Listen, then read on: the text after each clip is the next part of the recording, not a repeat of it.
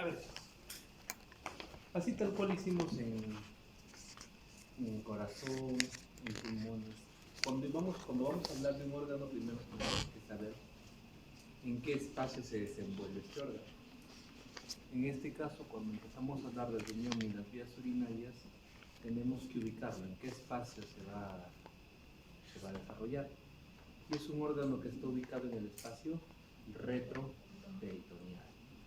Entonces, eso nos obliga a definir o dividir cómo se constituye el espacio retroperitoneal.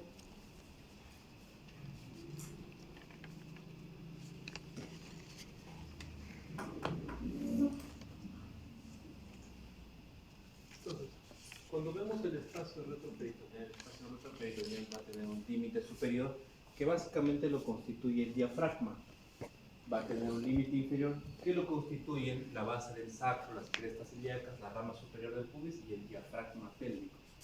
El ciclo anterior, cuando han trabajado este tema de órganos genitales femeninos, ahí les han mencionado la constitución de la zona sacroiliaca y lo que es el diafragma pélvico, ¿cierto? Los músculos del diafragma pélvico. Sí lo han hecho, sí lo tienen que haber hecho. Cuando hablamos de los límites laterales, terminan siendo una línea vertical entre el músculo erector de la columna, que va alrededor de la columna, y los tres músculos de la pared anterolateral. Esos tres músculos de la pared anterolateral hacen referencia a estos músculos de acá, que van desde la parte lateral hacia la parte anterior y constituyen la pared del abdomen. ¿Qué músculos son estos? Si lo vemos desde afuera hacia adentro, el oblicuo externo, el oblicuo interno y el transverso del abdomen. ¿Correcto? El límite medial está representado por las vértebras lumbares y el sacro, y el límite anterior lo constituye el peritoneo parietal. Entonces, para poder entender esta parte, sobre todo del límite anterior, tenemos que ir a la imagen. Acá.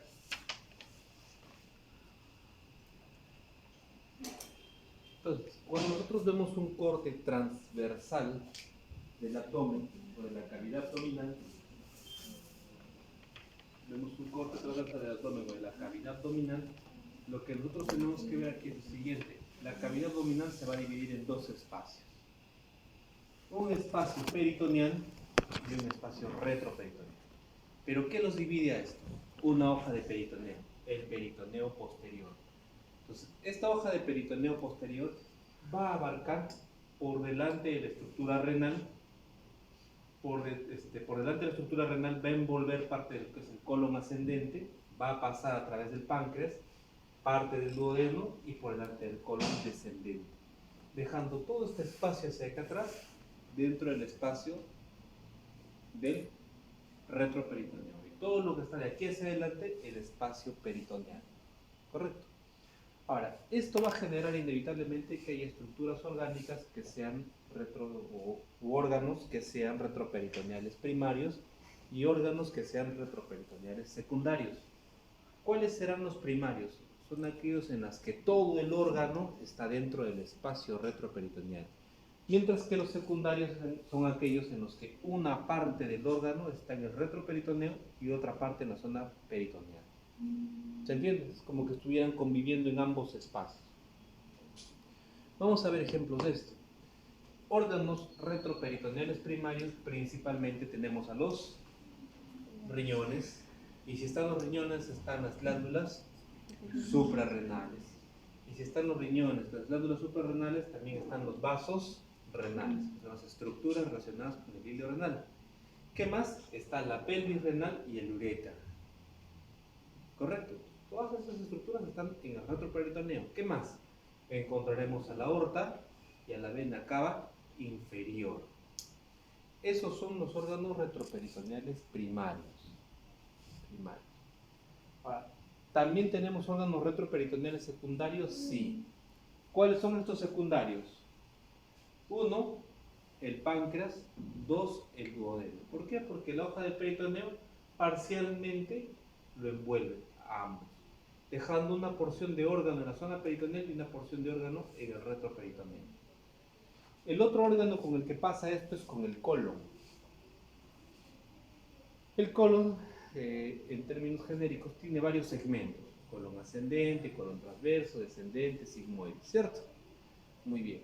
Solo el colon ascendente y el colon transverso son retroperitoneales, es decir, hay una estructura de peritoneo que los envuelve por delante y los deja escondidos en el retroperitoneo.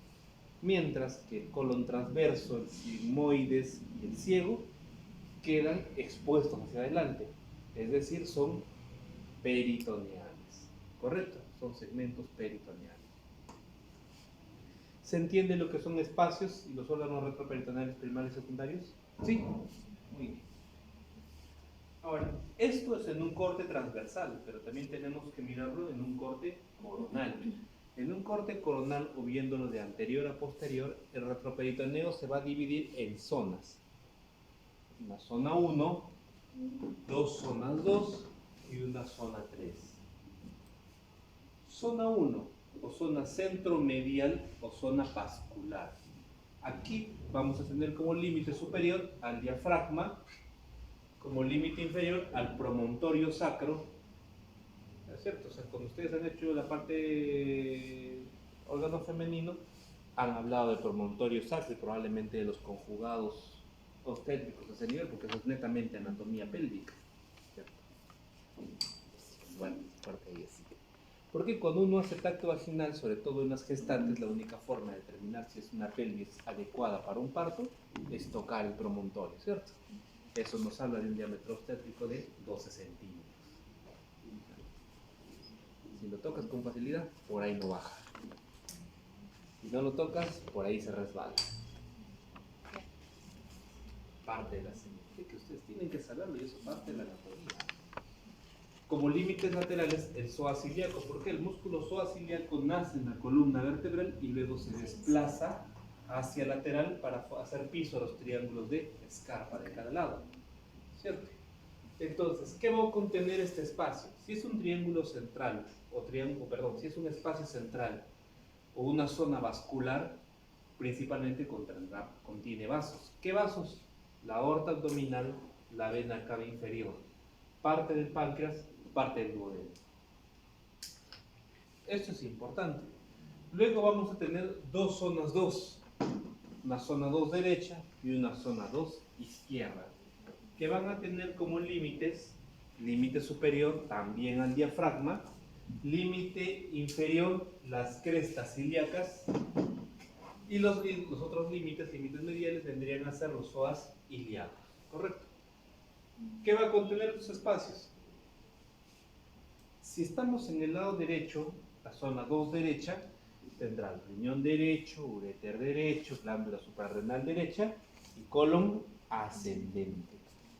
Si estamos al lado izquierdo, ¿no? Zona 2 izquierda, riñón izquierdo, glándula suprarrenal izquierda, uréter izquierdo, colon descendente. Y ahora también vamos a ver el segmento 3 o la zona 3, que es la zona pélvica. La zona pélvica tiene como límites, hay un límite anterior que es el espacio de Retzius, el espacio prevesical. Si ustedes tocan acá la zona de la sínfisis púbica, detrás del pubis está la vejiga, pero antes de llegar a la vejiga hay un espacio, como un colchoncito de grasa. Esa grasa, ¿no?, permite que a través de ella atraviesen algunas estructuras vasculares, son vasos los que van a pasar por ahí, pero ese espacio de grasa se conoce o se denomina el espacio prevesical de Retzius. Van a escuchar mucho de este espacio cuando lleguen a cirugía y les hablen de hernias, porque en hernias es un espacio donde nosotros trabajamos mucho para colocar mallas, el espacio prevesical de Retzius, y su prolongación hacia la zona ilíaca, que viene a ser el espacio de Bogros. Es todo un plano de grasa en esa zona. ¿Por qué? Porque en esa zona se trabajan y se colocan mallas. Por eso son importantes. Como límite inferior tendremos al sacro y como límite lateral la pelvis ósea. ¿Qué estructuras o qué órganos encontraremos aquí? Todos los órganos urogenitales, los vasos ilíacos, y también encontraremos ahí el recto y podremos observar por delante al sigmoides. Entonces, ¿de qué nos sirve esto? Esto es en general un mapeo anatómico. Es una distribución anatómica que es útil, sobre todo cuando ustedes lleguen a cirugía o a emergencias. En contextos de traumas, normalmente cuando hablamos de trauma retroperitoneal mencionamos, ¿no?, paciente con trauma retroperitoneal en zona 1, zona 2 derecha, zona 2 izquierda o zona 3, y luego se menciona el órgano lesionado. Ejemplo, en el año 2018 nos llegó un paciente herido por proyectil de arma de fuego, en el cual durante la referencia el cirujano que lo enviaba, lo único que mencionó fue que estaba enviando un paciente herido por proyectil de arma de fuego en zona 1 retroperitoneal y que venía hemodinámicamente inestable. Bastaron esos dos datos, zona 1 retroperitoneal y hemodinámicamente estable, para inmediatamente sospechar que la lesión era de un vaso mayor, porque era una zona eminentemente vascular. Entonces, ya desde la comunicación previa que había hecho el cirujano cuando estaba en camino, ya el equipo en general se preparó para hacerle tránsito al paciente directo desde la ambulancia al quirófano. Porque si es un vaso mayor no va a aguantar mucho, se va a morir. Y efectivamente se murió en quirófano. Cuando se abrió el abdomen, había en cavidad abdominal casi 4 litros de coágulos. ¿Cuál era la lesión? 1 centímetro por encima de la bifurcación de las dos ilíacas, se había seccionado la aorta, casi un 30% estaba abierta. O sea, toda la volemia se había ido por ahí. Entonces, pero lo que voy es como tan solo ese dato de que era un trauma en zona 1 ya nos alertaba de incluso los tipos de lesiones, ya uno podía prever qué tipo de lesión. Al igual, ¿no? Los traumas por arma blanca, los cuchillos en la zona de los flancos, genera con mayor probabilidad lesiones retroperitoneales en zona 2, tanto izquierda como derecha. Entonces, les va a servir incluso en el momento que ustedes tengan que presentar pacientes, ya cuando estén en ciclos superiores. Entonces, esa utilidad tiene conocer tanto la distribución de los espacios como las zonas. Ahora, una vez que establecemos qué es el retroperitoneo, cómo se divide, el retroperitoneo también se va a dividir en espacios pararrenales, perirrenales, pararrenal anterior, pararrenal posterior y perirrenal. ¿Quién hace esta división? Esta hoja que viene acá. Una hoja anterior, una hoja posterior. Esto es la fascia renal anterior, fascia renal posterior. La fascia renal anterior se llama fascia de Gerota, mientras que la fascia renal posterior se llama fascia de Zuckerkandl. Entonces, estas dos fascias van a dividir todo el espacio retroperitoneal. Lo que está por dentro de estas dos fascias es el espacio perirrenal, que encontramos acá. Grasa, la grasa perirrenal, encontramos al riñón, encontramos las estructuras del hilo renal, que son esos vasos, pelvis renal, uretra. Entre la hoja de Gerota, entre la fascia Gerota, la fascia anterior y el peritoneo posterior, se configura el espacio perirrenal anterior, o pararrenal anterior. En este espacio pararrenal anterior lo que vamos a encontrar es colon ascendente, colon descendente, encontramos la aorta, encontramos la cava, encontramos parte del páncreas y parte del duodeno. En el espacio pararrenal posterior, que no es otra cosa que el espacio que hay entre la hoja de Zuckerkandl o la fascia renal posterior y la estructura muscular posterior, nos genera un espacio bien pequeño, que es el espacio pararrenal posterior, donde solamente vamos a encontrar grasa, tejido adiposo, nada más.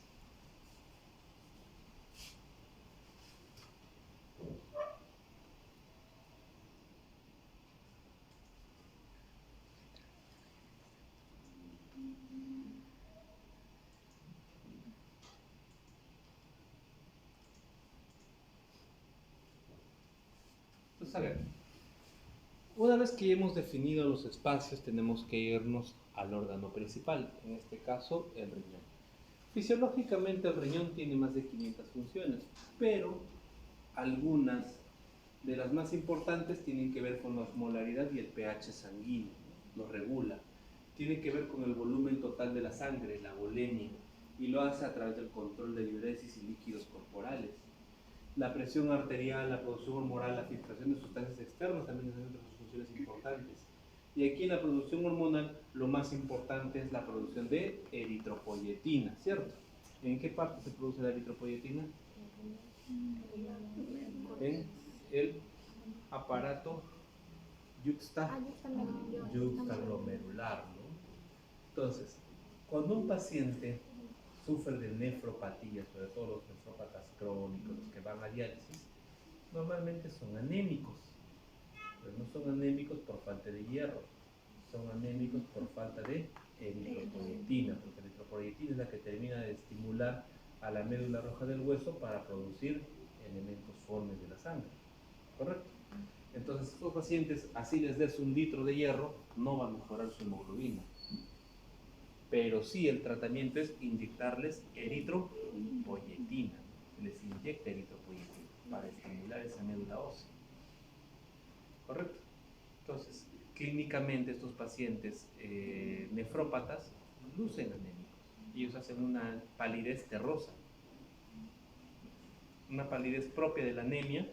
Y terroso, ¿por qué? Porque también las altas concentraciones de urea y azoados, que es la urea y creatinina, le generan una coloración media anaranjado claro, como si fuera ladrillo, un ladrillo desteñido, ¿no?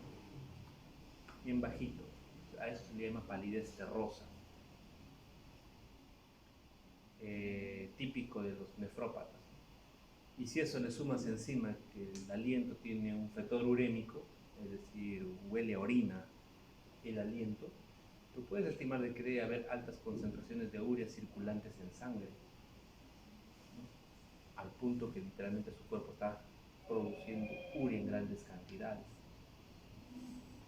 Entonces, eso ya es parte de semiología.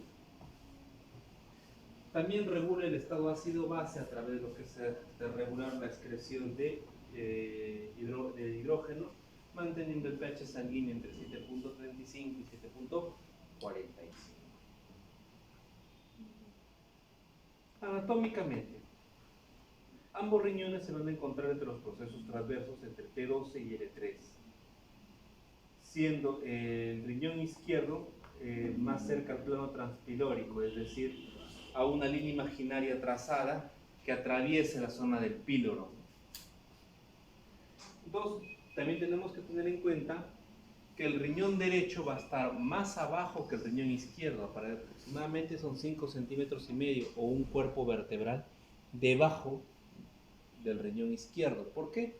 Por la presencia del hígado, que es el que lo desplaza ligeramente hacia abajo, ¿correcto?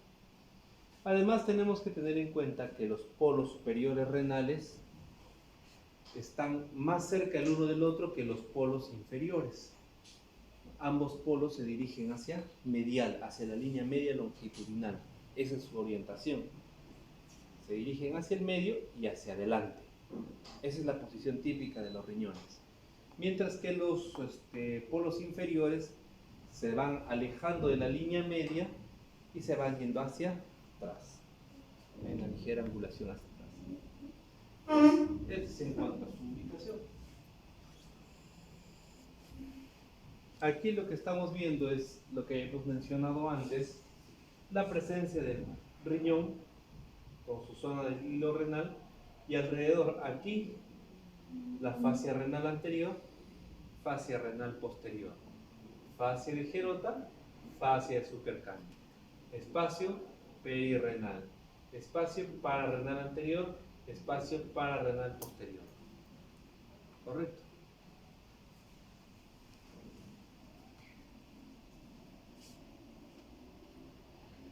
En este corte coronal,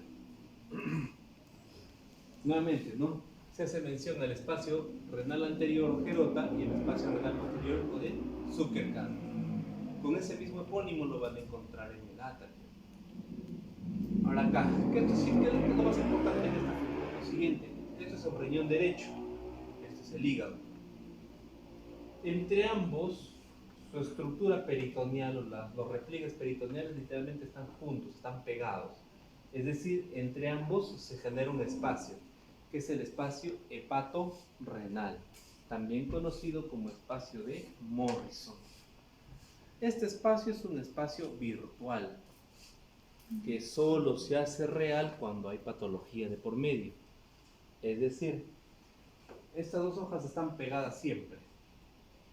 pero solo se va a hacer real cuando hay presencia de líquido de cualquier tipo.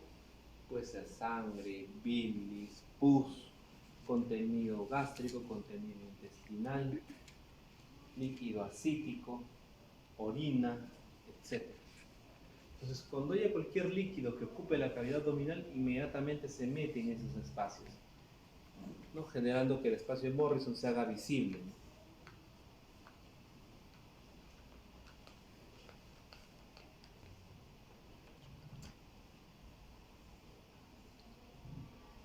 Cuando hablamos de las caras, aparte de una cara anterior y una cara posterior, tenemos un borde lateral, un borde medial, el cual va a estar relacionado con el ilio renal, ¿no? Y habíamos definido ya hace tiempo que el ilio era un espacio limitado por... ¿Qué limita los ilios? Tan rápido ustedes. Limitado por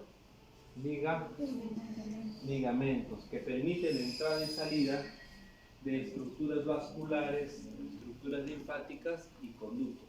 En el caso del riñón, permite la entrada de la arteria renal, permite la salida de la vena renal, permite la llegada de los vasos linfáticos renales y además la salida de la pelvis, porque la pelvis se hace extrarrenal y recién afuera genera una estrechez y a partir de esa estrechez hacia abajo se denomina uretra. ¿Correcto?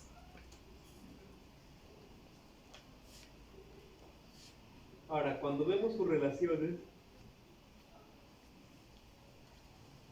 el riñón derecho va a tener relaciones anteriores. En este caso, anterosuperiores va a ser con el hígado, anterosuperior va a ser con su glándula suprarrenal.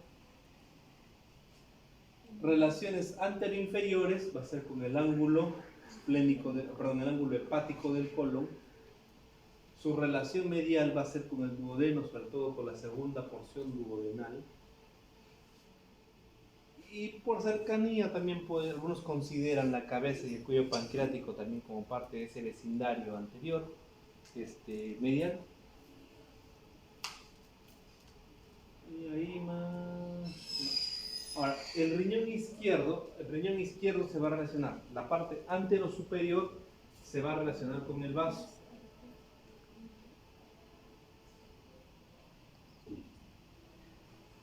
Anterosuperior se va a relacionar con el vaso, la anteroinferior con el colon con el ángulo esplénico del colon, y además también su cara anterior se va a relacionar con el cuerpo gástrico y además con el páncreas.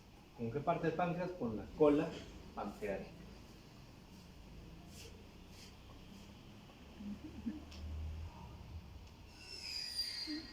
Cuando hablamos de relaciones posteriores, hablamos netamente del 1, 2, 3, 4, ¿no? Una arteria, que es la arteria subcostal, dos estructuras óseas, dos huesos, que son los arcos costales onceavo y doceavo, tres nervios, donde encontramos al subcostal, al ilio hipogástrico, ilio inguinal, y cuatro músculos, donde encontramos al diafragma, psoas mayor, cuadrado lumbar y transverso del abdomen. Entonces, esas vienen a ser sus relaciones posteriores. Cuando hacemos configuración interna renal, básicamente nos enfocamos en lo siguiente. Uno, la presencia de una corteza. Luego, toda esa estructura que es la zona medular, ¿cierto? Corteza y médula. Y dentro de la estructura medular, ¿qué vamos a encontrar acá? Pirámides de Malpighi, con sus respectivas columnas de Bertin. Muy bien. Y aquí, hacia la zona del vértice de la pirámide de Malpighi, encontramos esa estructura que se llama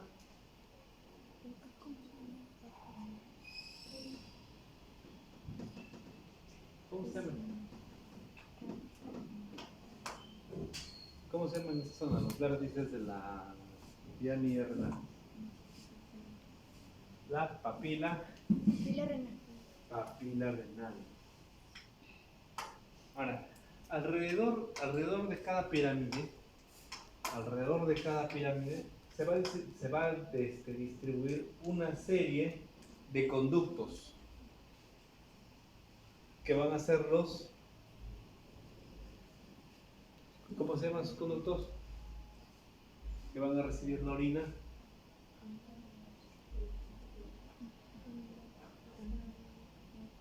Cálices menores. Y luego estos cálices menores se van a agrupar en otros 3 a 4 conductos que van a estar en esta zona de acá y van a ser los cálices mayores. Y luego estos cálices mayores vaciarán todo su contenido hacia la zona pélvica. La parte pélvica, donde la pelvis renal, donde va a almacenar entre 6 a 8 centímetros cúbicos de orina. Y luego procede a expulsarlo hacia el uretra. ¿Sí?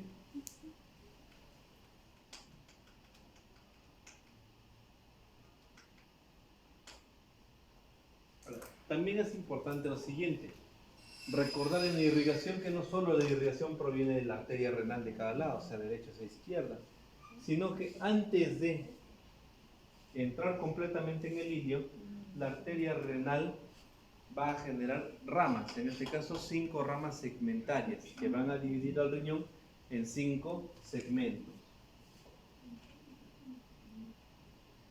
¿Qué segmentos serán esos? El segmento superior o segmento apical, el segmento antero-superior, el segmento antero-inferior, el segmento inferior y la arteria segmentaria posterior. Entonces, estas 5 arterias van a generar esos 5 segmentos.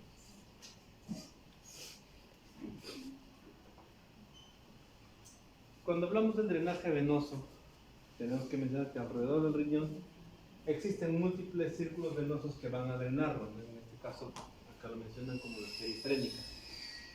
Pero también están las venas renales, en este caso a la izquierda y la derecha. Siendo la vena renal izquierda la que tiene una relación directa con la pinza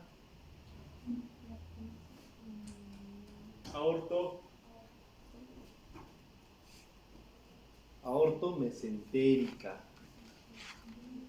¿Qué mesentérica? ¿Superior o inferior? Superior. Recuerden que la mesentérica superior pasa por encima de la renal izquierda. Ojo. Ahora, y eso era importante porque si se comprimían los espacios, miren acá, ¿cuál está llegando con total libertad? La gonadal. Entonces la gonadal izquierda drena en la renal izquierda, mientras que la gonadal derecha drena Ven acá. ¿La cava? En la vena y la izquierda es la vena gonadal izquierda va a drenar en la vena renal izquierda y la vena gonadal derecha va a drenar directo en la vena cava inferior. Entonces hay esa diferencia entre las dos gonadales en el sitio final de drenaje. Cuidado con eso. Y cuando hablamos de lo que viene a ser el drenaje linfático, vamos a ver lo siguiente. El riñón derecho está más cerca a la cava y el riñón izquierdo está más cerca a la aorta, ¿cierto? Ahora, los ganglios linfáticos normalmente se van a tomar el nombre de los vasos que acompañan. En este caso van a estar relacionados con la cava. Entonces eran los ganglios paraórticos, los cabales anteriores, posteriores y también los interaorto-cava, los que están entre la aorta y la cava. Entonces toda la secreción linfática renal derecha va a terminar en estos ganglios y estos ganglios van a llevar la linfa hacia el tronco lumbar derecho y luego la linfa continuará su camino hacia la cisterna del quilo y finalmente el conducto torácico, siendo el conducto torácico el que lleve toda esa linfa hacia ¿dónde? Hacia el ángulo yúgulo subclavio. En realidad no escribo nada, ¿no? Ahora, cuando hablamos del drenaje venoso, drenaje linfático izquierdo, muy similar, ¿no? Les dije, esto está pegado a la aorta. Por tanto, va a drenar en los ganglios linfáticos paraórticos, aórticos anteriores y posteriores. Y esto terminará en el tronco lumbar izquierdo. Entonces, si regresamos, todo lo derecho termina en el tronco lumbar derecho, todo lo izquierdo en el tronco lumbar izquierdo. Ambos confluyen y van a formar la cisterna del quilo. Y luego, esto enviará su drenaje hacia el ángulo yúgulo subclavio, que es donde va a desembocar el conducto torácico. ¿Se recuerdan que les he mencionado que esa era la razón por la cual los pulmones son un órgano frecuente de metástasis oncológica por diseminación linfática? Porque todo el drenaje de los órganos de la cavidad abdominal, retroperitoneal, todos pasan por el conducto torácico. Al final todos pasan por ahí.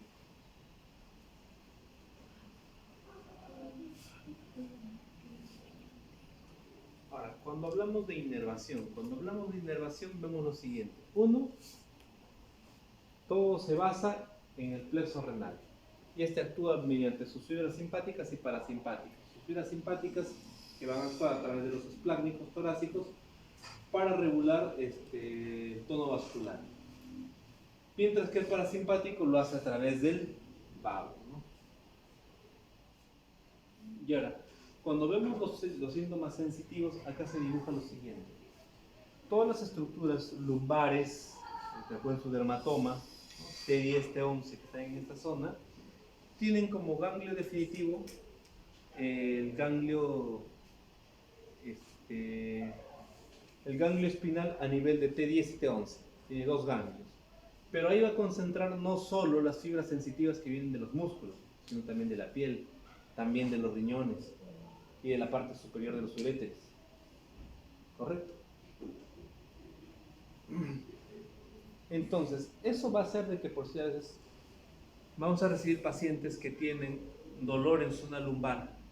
Y como es una zona donde confluyen varios nervios sensitivos, el cuerpo no puede definir si el dolor es por distensión de la cápsula renal o es un dolor propiamente muscular. Entonces ahí entra a tallar su examen clínico, su semiología. Si a un paciente con dolor lumbar le preguntas cómo están los síntomas urinarios, ¿no? Si está orinando frecuente, si le molesta para orinar, si le pica, antes, durante, después, etc. Entonces, si está ligado a síntomas urinarios, el problema es netamente vías urinarias. Pero si el dolor no está ligado a ningún síntoma urinario, pues es una orina normal, no tiene ningún síntoma, ninguna molestia urinaria, entonces puede ser que el dolor sea un dolor referido de otro sitio, puede ser un dolor netamente lumbar muscular. Entonces, ¿qué hacemos? Al paciente le preguntamos si ese dolor se exacerba con el esfuerzo, ¿no? Entonces, cuando está sentado, se levanta, ¿siente dolor en esa misma zona? Sí. Lo más probable es que sea un dolor de tipo muscular. Un dolor de tipo muscular. Y ahora, si sospecho encima de eso en una lumbociatalgia, recordaré mi anatomía 1, donde en miembro inferior me enseñaron que el nervio ciático emerge en el glúteo entre los músculos piramidal y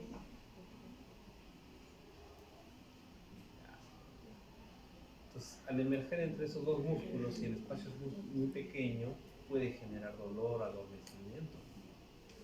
Ojo.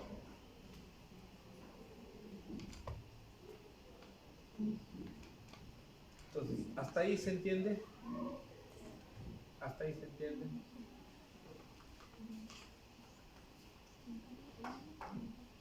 Prende la luz.